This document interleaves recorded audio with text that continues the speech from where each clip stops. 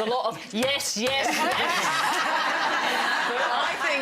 Come on, let's have a bit of sex, shall we? It's Friday.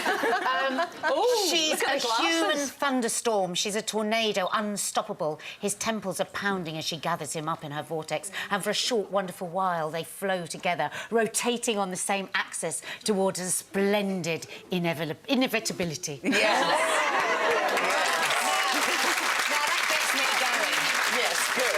And we hope that she's a plumptious woman. She is. Because I really agree with you, Erotica very rarely has thin women. Not very rarely. Never. Never. Do you ever get that thing? So you're saying that skinny birds aren't good at sex? No, not saying that.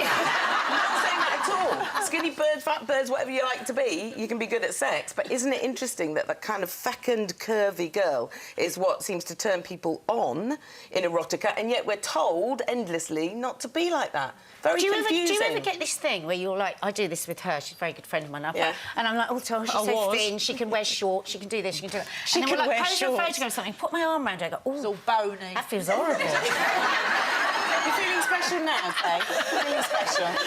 Because I agree, I think a bit of like...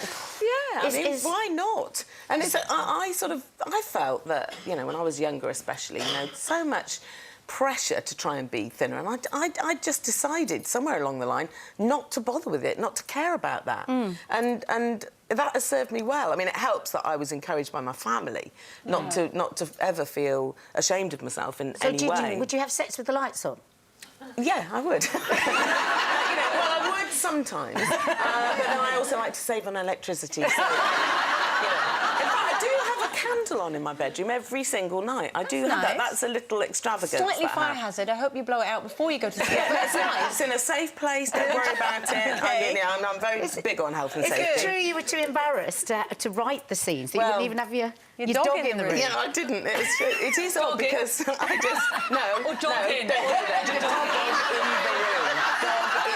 room. I mean, it was very odd because, I mean, the way I saw it, I thought, well, OK, I am going to write these scenes because this is an abundant character and she doesn't just say yes to that stuff, she says yes to lots of other stuff as well. But if I'm going to write these scenes, I need to be authentic, I need to be right inside this character.